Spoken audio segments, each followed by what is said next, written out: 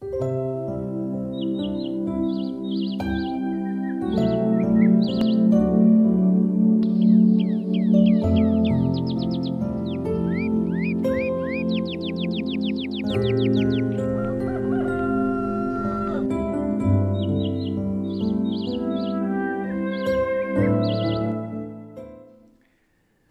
berjumpa kembali Bapak Ibu, Saudari-saudara, umat beriman yang terkasih dalam Tuhan, para sahabat dan pendengar setia Renungan Mutiara Pagi dimanapun Anda berada.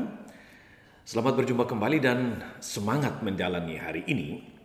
Saya Rom Agus CSSR mengajak Bapak Ibu Saudari-saudara pada hari Rabu tanggal 12 Mei 2021 ini merenungkan Injil Yohanes bab 16 ayat 12 sampai 15. Dalam nama Bapa dan Putra dan Roh Kudus.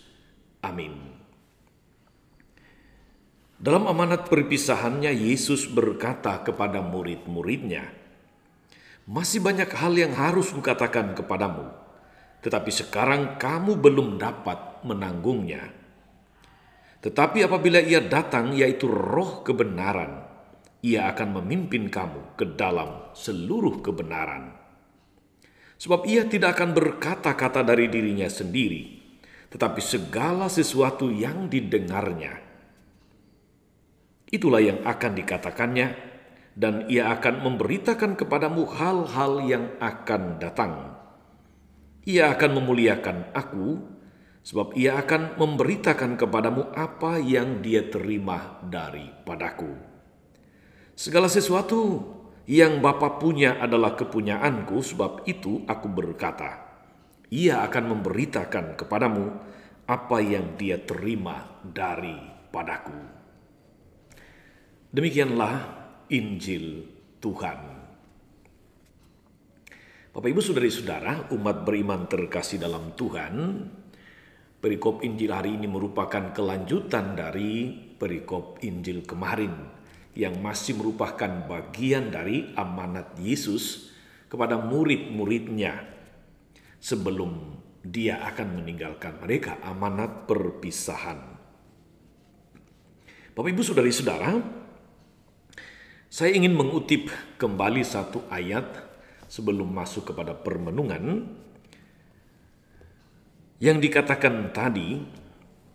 Tuhan Yesus mengatakan, apabila Ia datang, yaitu Roh kebenaran, Ia akan memimpin kamu ke dalam seluruh kebenaran, sebab Ia tidak akan berkata-kata dari dirinya sendiri, tetapi segala sesuatu yang didengarnya, itulah yang akan dikatakannya. Segala sesuatu yang didengarnya. Kata dasar dengar atau kata mendengarkan rasanya menjadi kata kunci untuk permenungan kita hari ini, Bapak Ibu Saudari-saudara. Kata mendengarkan, jadi bukan sekedar mendengar. Mendengarkan itu berarti mendengarkan melibatkan hati, tidak sekedar melibatkan telinga. Itu merupakan sebuah kata kunci yang penting untuk kita renungkan saat ini.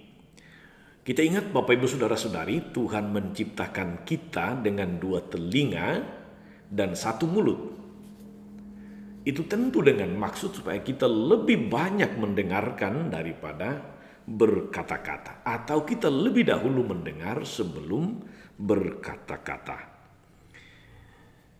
Saudari-saudara, dalam kenyataan kita temui justru seringkali sebaliknya. Orang mau omong apa saja, menuntut didengarkan terus, tapi tidak mempunyai kemampuan untuk mendengarkan. Tidak jarang terjadi bahwa kita sulit untuk saling mendengarkan. Sulit untuk saling mendengarkan. Artinya ada orang yang punya kecenderungan untuk mau didengarkan terus, tapi sulit mendengarkan. Minta pendapatnya didengarkan, dilaksanakan, tapi kurang menghargai pendapat orang lain. Dalam pengalaman itu hal yang biasa kita temukan. Entah apapun dalihnya tentu saja. Tapi dalam hidup berkeluarga juga seringkali terjadi, saudari-saudara, antara suami dan istri tidak saling mendengarkan. Ada yang merasa berhak untuk ngomong terus, seakan-akan sumber kebenaran, sedangkan pasangan hidupnya harus mendengar dan melaksanakan apa saja yang dia katakan. Ini sudah tidak fair.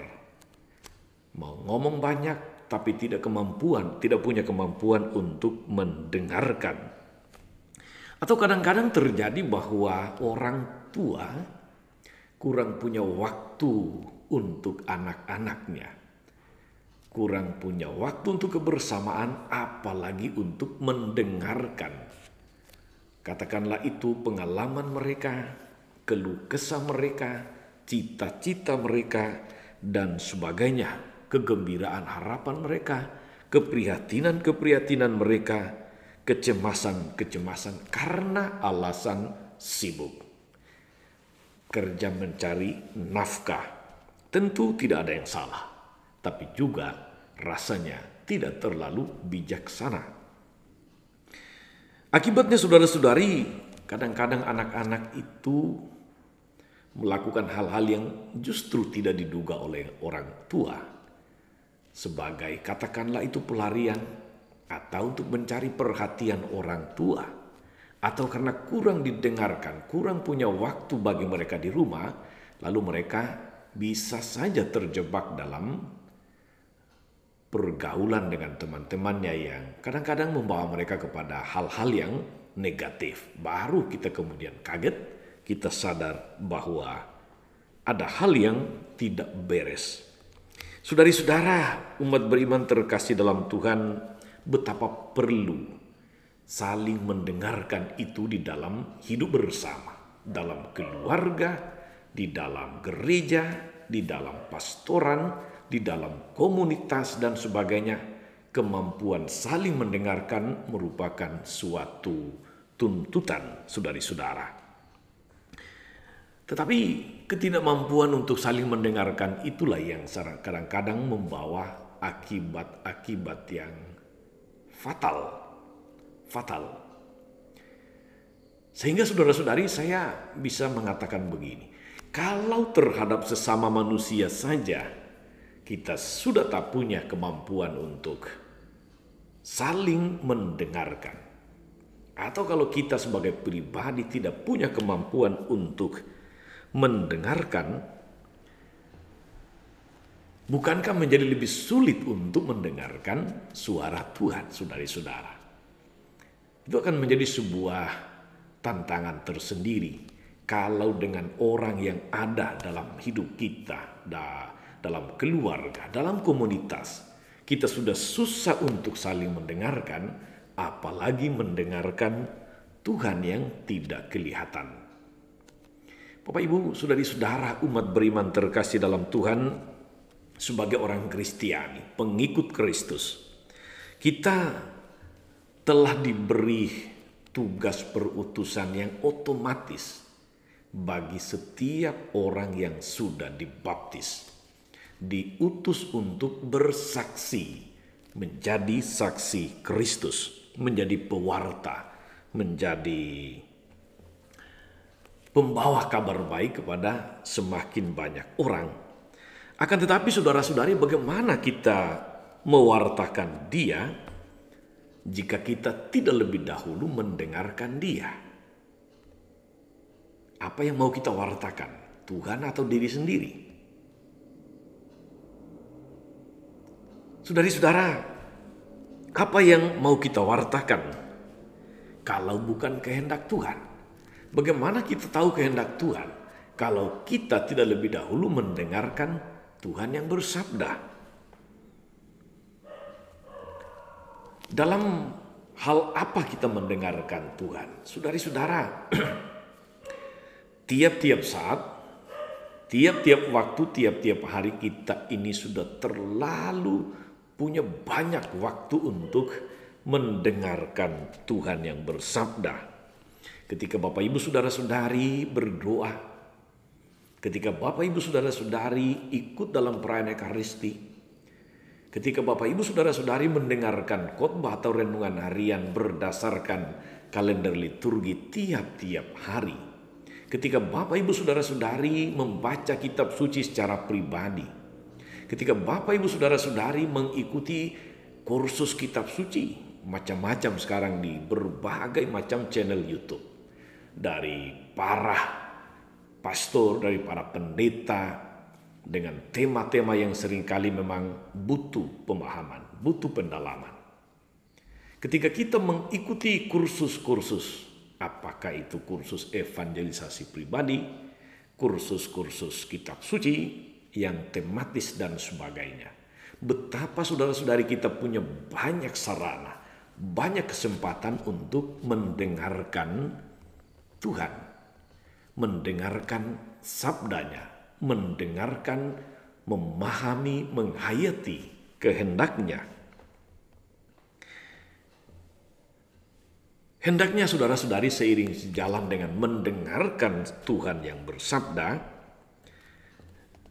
sebagai seorang pewarta Kristus dan sebagai seorang Kristiani, keduanya berjalan bersama-sama, mendengarkan lebih dahulu sekaligus mewartakan apa yang sudah didengar. Seiring sejalan, melekat erat antara seorang pewarta Kristus dan seorang Kristiani yang sejati. Itu tidak terpisahkan. Saudari-saudara, dalam bacaan pertama dari Kisah Para Rasul, Paulus yang setelah berjumpa dengan Tuhan, mendengarkan kehendak Tuhan, dia adalah rasul bangsa-bangsa yang pergi mewartakan Kristus, pergi mewartakan iman Kristiani, bahkan hari ini sampai ke kota Athena, Yunani. Dia dengan berani menyatakan tentang Kristus.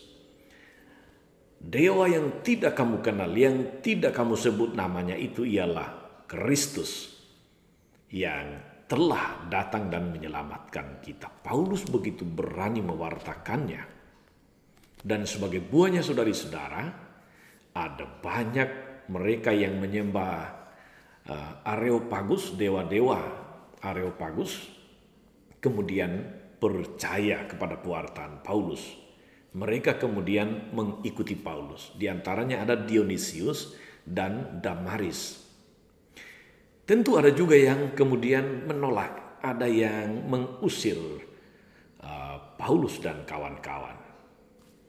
Ketika Paulus mewartakan tentang kebangkitan orang mati, mereka mengatakan simpan saja ceritamu itu nanti. Karena kita tahu saudari-saudara, orang-orang Yunani atau budaya Yunani itu budaya intelek yang sangat menekankan kemampuan rasio, akal budi.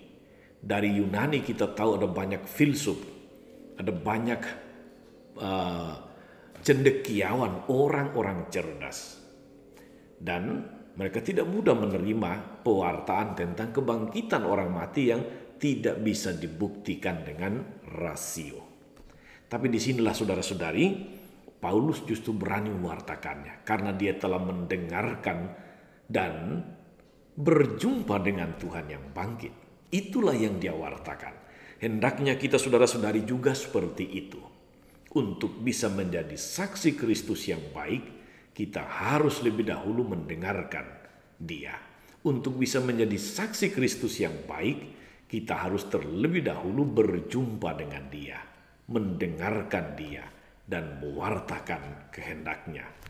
Selamat bersaksi setelah terlebih dahulu mendengarkan Tuhan.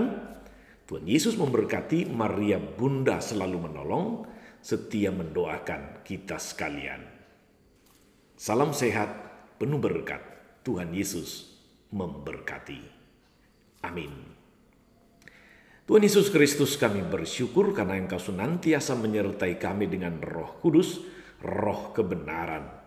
Dengan bimbingan dan tuntunan Roh Kudus itu kami boleh bersaksi hanya apa yang Kau kehendaki. Berilah kami kemampuan untuk mendengarkan Engkau yang bersabda, melalui berbagai macam peristiwa, melalui firman-Mu, melalui ekaristi, melalui membaca kitab suci, doa, meditasi, kursus-kursus. Kiranya kami semakin mengasah kemampuan mendengarkan dan mewartakan Engkau dengan tepat. Engkau yang hidup kini dan sepanjang masa. Amin. Saudari-saudara sekalian, berkat Allah turun atas saudara-saudari, atas mereka yang kita doakan atau kita janjikan doa, mereka yang sakit dan menderita. Oleh doa Maria, Bunda selalu menolong, senantiasa dibimbing, dilindungi, dan dilimpahi berkat Allah Maha Kuasa, Bapa dan Putra dan Roh Kudus. Amin. Jangan lupa like, subscribe, nyalakan lonceng notifikasinya. Salam 52, Tuhan memberkati.